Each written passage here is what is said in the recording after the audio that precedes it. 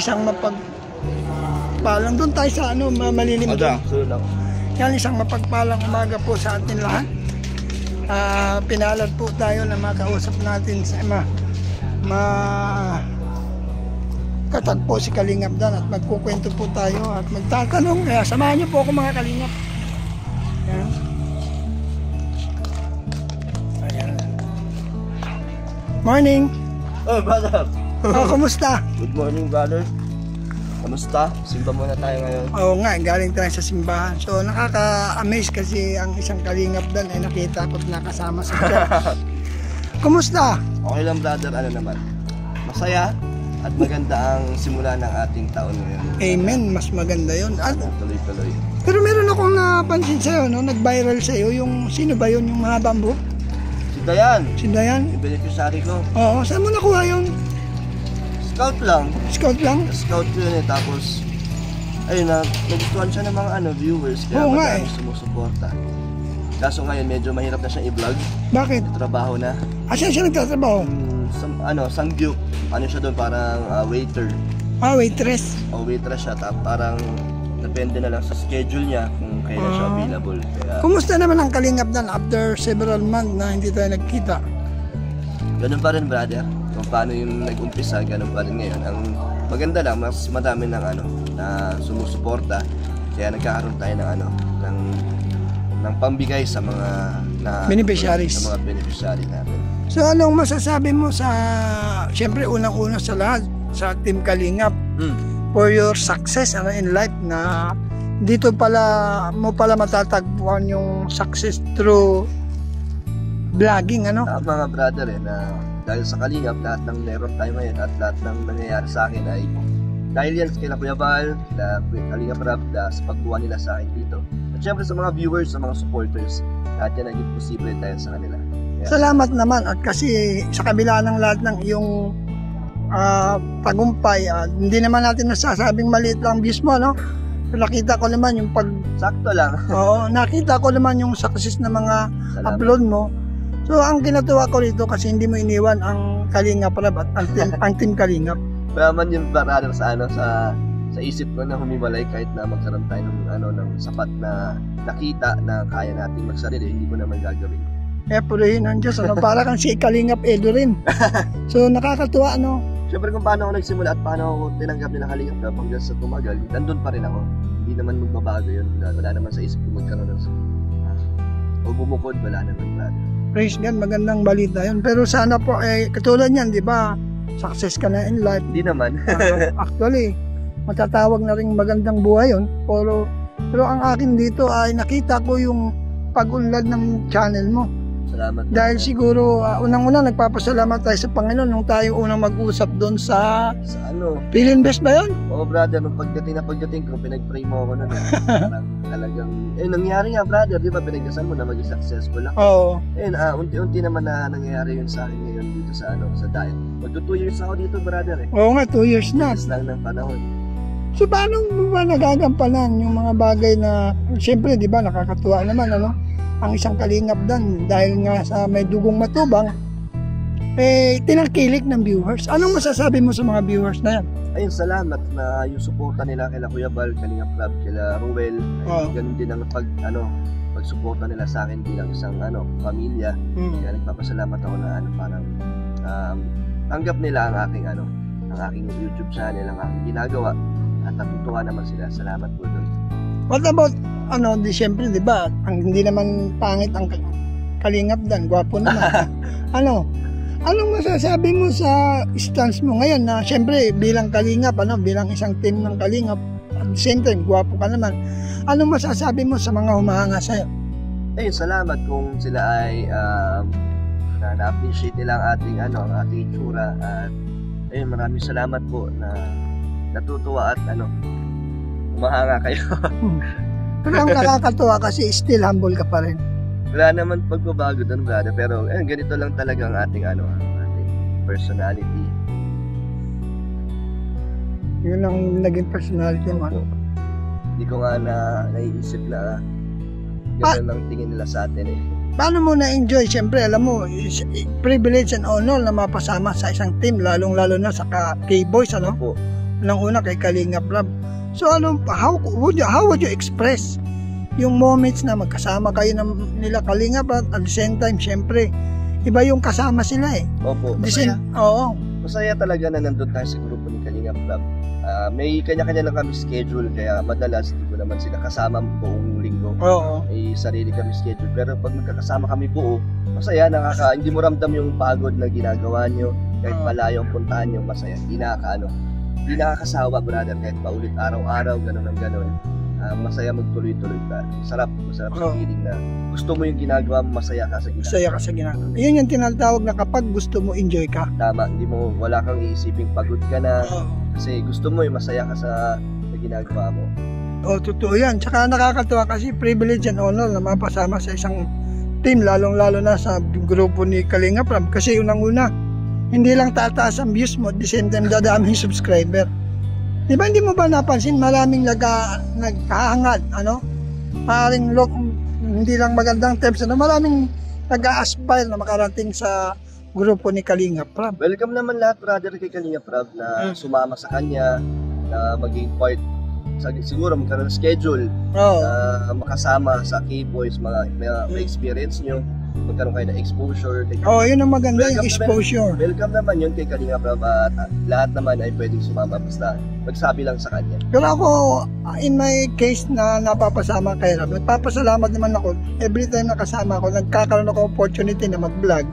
Although hindi lahat binablog ko, kung ano lang yung sabihin ni Kalingap Rab sa akin, yun lang ang ginagawa ko. Ayaw ko kasi lumampas sa bagay na magkakaroon ng conflict. Kaya maingat din lang tayo. Pero opportunity talaga kasi kapag halimbawa naiwan ako ni Bal na hindi ako nakasama sa susugon. Opo. Siyempre, kaya lagi sumasama talaga ako. Sundot ko sa K-Boys pag naiiwan ka. Opportunity na yan. Kaya lang taandes eh. Alangan makisama sa mga K-Boys na mga... Mas maganda nga pagkasama ka namin, brother, parang nagiging ka na rin, bata. Oo nga eh. Nahahawa ka na eh. Oo. So nakakatuwa kasi unang-una, simula nung mag-start ka, nakita ko yung pag-boom ng channel mo eh.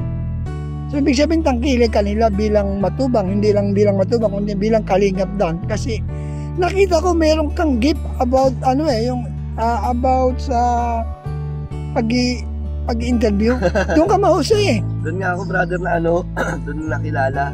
At doon umangat ang channel ko, interview ko yung buong partners, kayo. Oo nga eh. Isa ko kayo, parang doon din umangat. Tapos, ayun ngayon, unti-unti na tayo nag-focus sa charity. Charity ko. Siguro, dati di lang nila napapansin kasi mahina ang charity ko. Oo.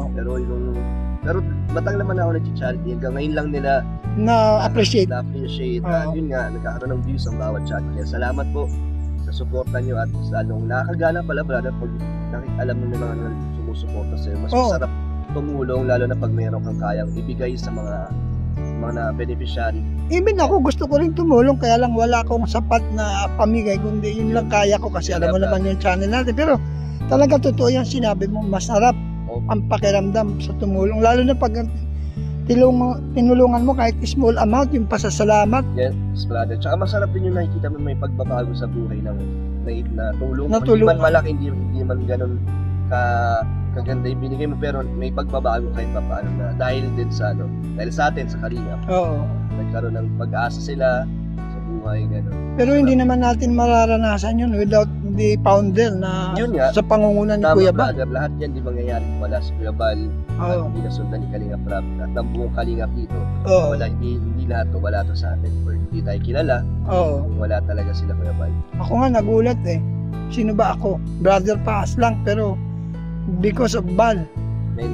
So ngayon kahit papaano may nakakakilala na, pero hindi yun yung factor para magmalaki tayo, kundi yun ay maging stepping stone natin na lahat ng tao kaya nating abutin, hindi lamang tayo sikat, kundi ipakita natin, even kilala tayo, pakita natin na hindi tayo nabago ng sistema, nabago ng media, kundi kung ano tayo noon, still dapat maging ganun tayo. Bonus na naman yung brother, yung mga nakakakilala sa atin, bonus na naman totoo yan. Sa buhay natin na maraming sumusuporta iba't ibang lugar. Pero pinakamasarap talaga dyan is yung pagtulong natin. Pagtulong talaga. Yung pinaka-point ng ating ginagawa, pagpa-vlog, tumulong. Actually, yan, yung tinatawag na influence. Kumbaga tayo na nagkaroon lang tayo ng pagkakataon magkaroon ng charity giving because of the founder. At the same time, kumbaga, napakalakas ng impluensya ni Kuya Bal. Lahat, ang daming sipin mo, ba't bang partners, iba't ibang lugar, OFW, lahat yung pumunta para dito, tumulong, di ba marami ng charity, yun yung ganun si Kuya Bal, ganun ang influensya. Yan ang masarap na legacy. Even wala ka na, yung legacy mo nakatanim pa rin. Makikita mo yung sinimulan mo, na marami nagpapatuloy. At syempre, lahat yan, hindi makakalimutan, kaya kundi dahil kay Kuya Bal. Gaano ka proud bilang isang kalingap na naging part ka ng Matubang family? Masaya, brother, na isa sa pamilya ng Matubang na maraming nagmamahal. Sila Kuya Brooks, madami, kaya nakaka-proud din na isa din tayo sa may dugong Matubang. Oo nga eh.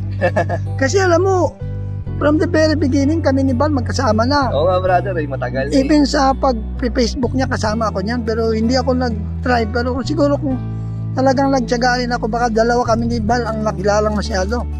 Pero kasi that time, tumigil ka? Hindi, nagta-tricycle kasi ako eh.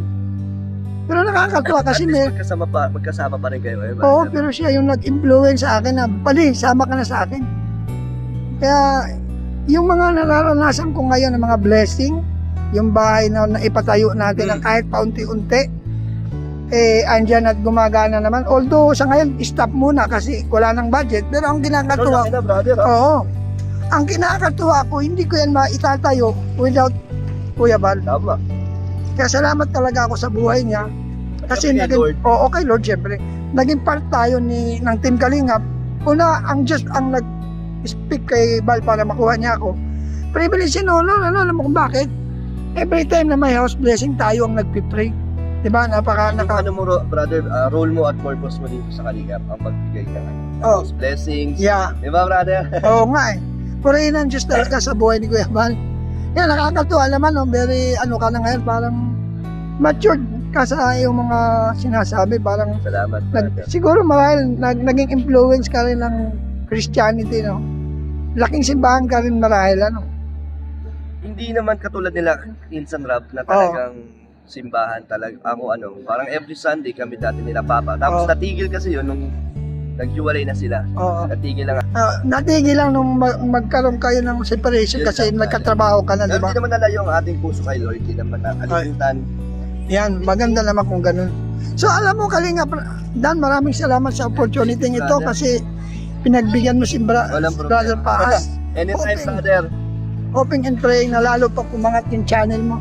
Sa'yo din, brother, sana. Sana pakishare mo naman ito. Brother, walang problema. Support niyo po si Brother Paas, isa sa mga pioneer ni Kuya Bal. Simula umpisa nandiyan yan, kaya huwag niyo po kalimutan si Brother Paas. Ayan, sige po, God bless. Thank you po, brother. Yan, mga natin si Kalingap Dan at tayo po yung napagbigyan. Mabuhay po ang Team Kalingap. Siyempre po, shout out Tita Merluza, Karaigpe, yan. Josephine Portante, Mike Gray, Rachel Takahasi. Siyempre po, huwag po natin kalimutan. Paul Santos, Matubang, at the end na vlog Kalingap Rob, ang inyong lingkod, Brother Paas. Shout out Mrs. Paas, Strenita Prad, Pinil. Mabuhay po kayo. Salamat po sa hindi nag-skip ng ad. Salamat po sa mga nag-like at nag-share. Purihin po ang Diyos sa inyong mga buhay. Jesus love you. See you next vlog po. Mabuhay. God richly bless you. Yan po mga Kalingap. Andito po tayo ngayon sa church. Maraming salamat sa inyong pagpangkilik. Mabuhay po kayo lang. God bless you po. Bye-bye. Jesus loves you.